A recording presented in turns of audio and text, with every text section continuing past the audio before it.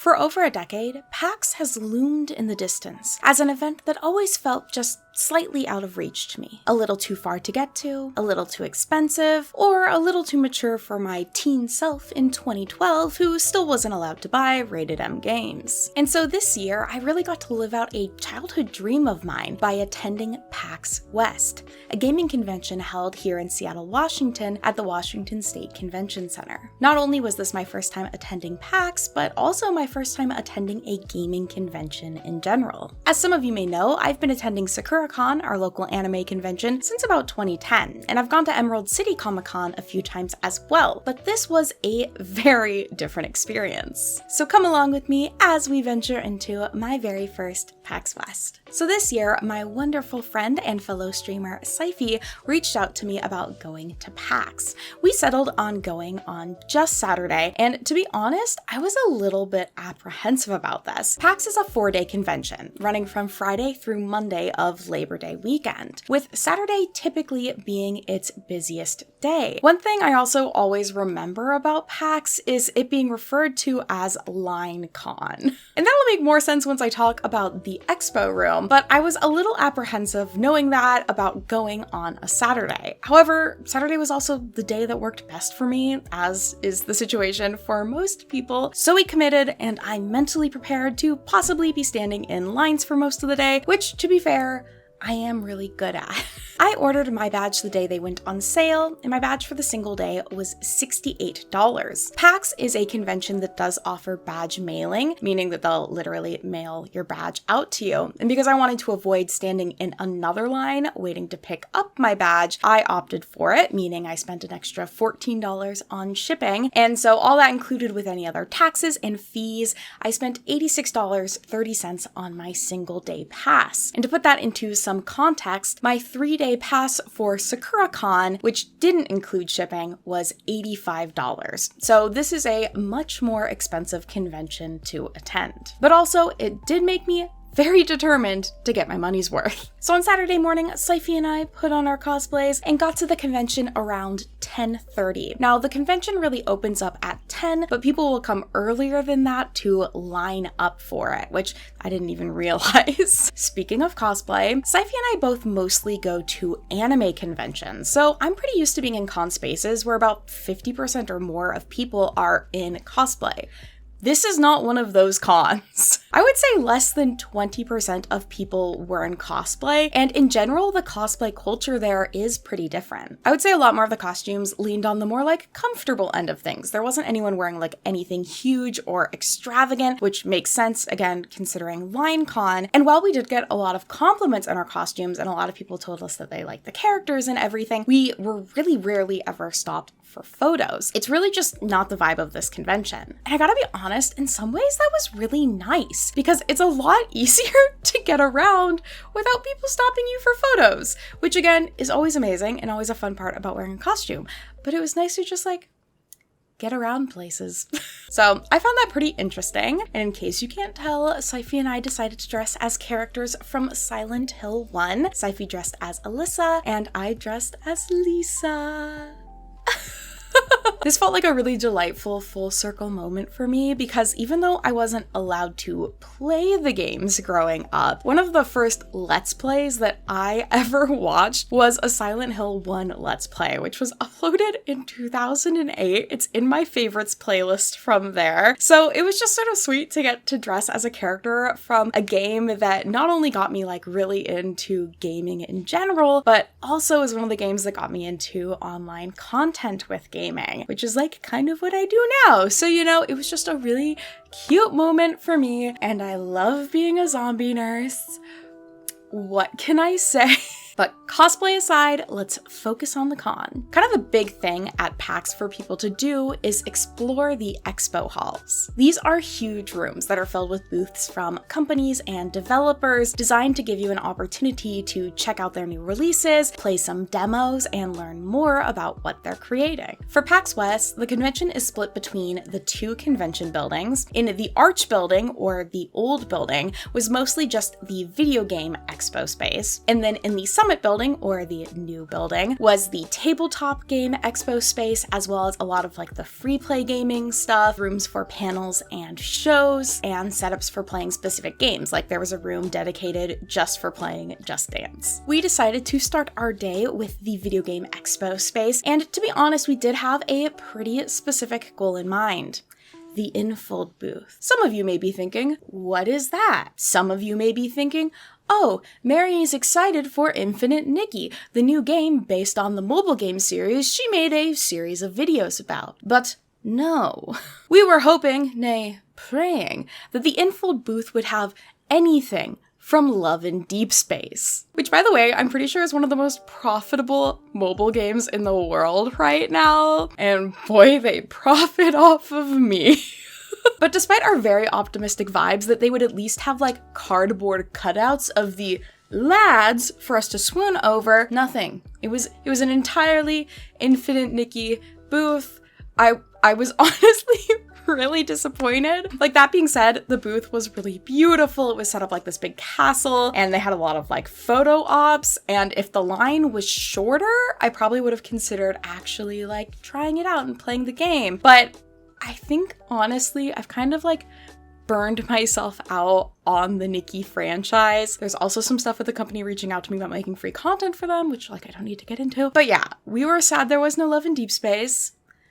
So though we left ladless, we were in the depths of the Expo Hall, so it was time to explore. And explore we did. There was so much to look at. It was overwhelming in like a very delightful way, in that there were a lot of people, so like ideal people watching, and there was a lot of games to look at. There was so much to see, with developers showing off a range of like new releases, upcoming things, re-releases, and just so much to check out. Saifi and I are both pretty big fans of indie games in general, and there's just something so amazing about going up to these booths, checking out a game, talking to the people at the booth, and then discovering that they're like the creator of the game or one of the developers. And I just get so starstruck meeting people that I didn't even know like existed until that day. But I was like, oh my god, you made this! You made this cool thing! It was really cool. I think my favorite booth at the convention was the Dread XP booth. They've actually published a number of games that I really enjoy, like Mortuary Assistant, which I've got to watch my friend Saifi stream, also Amanda the Adventurer, which I love, and I'm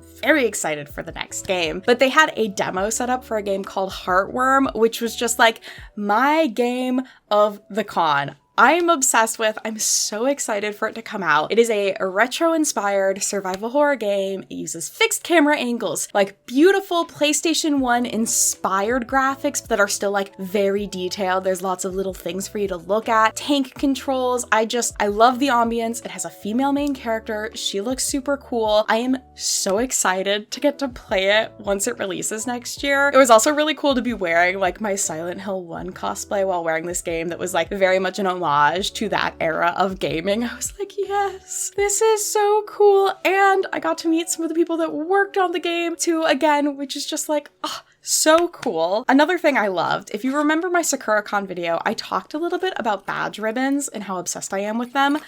Well, from the DreadX booth, we got our only badge ribbons of the con. These were really fun. When you played a demo at their booth, once you finished it, you got to spin a wheel to see how you died. So I got boiled alive. And then they give you a ribbon of that, which is so cool. So while I had a very good time exploring through the expo space, the name LineCon is still pretty accurate. The lines get really long. That's part of the reason why people will line up ahead of time of the like convention space opening, is to get a chance to be first in line for some of the game demos and things. Thankfully, I'm not like super into a lot of the bigger games that were there, so I didn't have to wait in any super long lines, but me and Saifi are both pretty big fans of the Five Nights at Freddy's series, and they had a space that was kind of closed off, so we just like wanted to go in and see what it was, but we could never even like get in the line. It was constantly capped, and we were never there when the line was reopened to even get in line to see what it was. That was like a little bit of a bummer. They still had some fun photo ops and stuff. It is what it is. And speaking of photo ops, Baldur's Gate 3 had a very big presence there, which was super cool. They had cosplayers from Baldur's Gate 3 that you could go and take pictures with. That was also a line, but like definitely a pretty quick line. Very fun, very cool cosplayers, very friendly. So like that was definitely a fangirl moment to stand next to Asterion. And so after spending a few hours checking out things in the video game area, we decided it was time to head to the other building. Another thing that I want to note is PAX has much stricter security measures in place than some other conventions that I've been to. They have specific entrances to each of the buildings that do have security, so they have you go through a metal detector and check bags, which is honestly kind of just nice peace of mind to have at these larger events. I will say having a metal tin lunchbox as my purse made things a little less convenient going through security, but I kind of did that to myself, and it was fine. Everyone who worked security was a delight. They were very friendly. Something that I thought was really neat, and I've never seen another convention do so far, is they actually closed off one of the streets between the two convention center buildings and had food trucks set up there, which is such a good idea. I hope it becomes a trend. I know it's probably like a pain for the rest of the city, but it's just so nice having more food options easily accessible. Red Bull also had a booth there, so maybe they like sponsored that and they were giving out free Red Bull. And of course I partook in the caffeine. My poor brain probably didn't need it. Once we got into the Summit building, we checked out some of the tabletop booths, but I did also make a beeline to where I knew a cartoonist that I was a fan of would be. So I grew up reading the newspaper comic strips daily, and my entire family was a pretty huge fan of Foxtrot. So getting to see the author of that in person was just like very exciting for me. I also was a little starstruck. I'm sure I was very awkward in my nurse outfit going, I'm a big fan. But I did buy a copy of his latest book, and he even like drew a little Jason in it for me saying, "Hi, Mary," which I love. I have always been such a huge fan of Foxtrot. I always very much associated with being Jason. Just a nerdy younger sibling, you know? We also scoped out some of the arcade and gaming spaces, but then Saifi and I decided to leave and get changed because honestly, it's not that comfortable being in cosplay. And because it was such like, cosplay's just not a big thing there, we were like, we might as well also get comfortable. So we swung back to my place, put on comfy clothing, and went back to the convention. I will say I kept my wig and contacts in because these are prescription contacts, and I had so much hairspray on my hair holding this wig in place that I knew if I took it off, my hair was gonna look so weird. We're committing to this look. This was the right move to make. We were re-energized. We were really comfortable. When we went back into the gaming expo area just to check out some more things. Saifi bought a mystery box, and then we went back to Summit to see a live show of Actually, which was so much fun. It's an internet show that's basically all about like correcting niche bits of like, I don't know, nerdy culture facts being like, actually, that's incorrect. This is the correct thing. Except for some reason, the live show questions were just weirdly honed in on things I actually knew. And so poor Saifi had to sit next to me while I was like, no, they got it wrong. There is a Battle Royale manga. It was just so strange, but also so fun. Also, that being said, Saifi is an amazing sport, and you should all be following her on Twitch. To make up for sitting next to me. After that, we decided to indulge in our favorite dinner near the convention center, Din Tai Fung. We got dim sum and it was so good. And then we returned to the con to check out some of the other tabletop areas again. I actually got a book, this is really cute, of Pacific Northwest themed card games. My family's from the Pacific Northwest and they are very into card games. So I wanted to give this to my parents because I am really sick of losing at Presidents and Janitors. So I'm hoping some new games will give me an opportunity to win.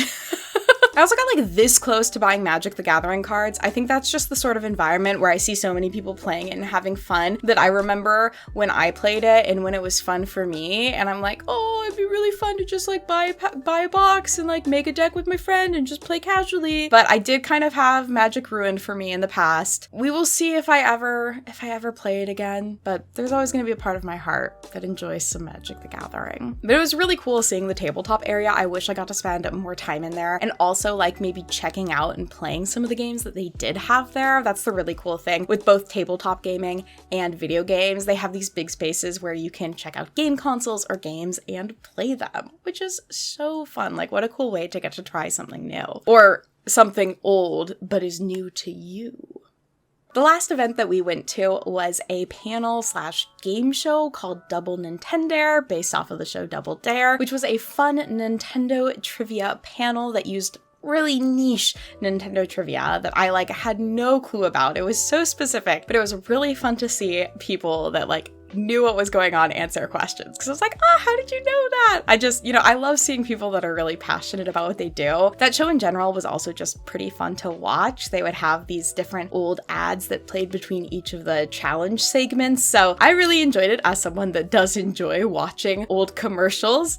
In case my Evergirl video didn't make that totally obvious. But unfortunately, we were sitting in front of some people that were just frankly really annoying. So by the time it got to 9:30, we had been there for an hour, we were I think we're ready to go home. I will say overall, I felt really happy with all of the interactions that I had with other attendees and people working at the convention. I always feel a little bit nervous entering into a new convention space about how people will treat each other in there, especially being a woman who's interested in these hobbies. And I haven't always felt, the most welcomed in some of these more gaming focused spaces. But I had a really good time. I had a lot of fun talking to people. As some of you know, I'm a bit of a chatty Cathy. I really enjoyed just talking to people that had been to PAX before and hearing about their past experience or what they were really enjoying at the conventions. Everyone I met was really friendly and a delight, and I felt very welcome there. So I'm hoping that that was a universal experience and that everyone felt that way. I think that that is the ideal of what a gaming convention should be, getting to see and enjoy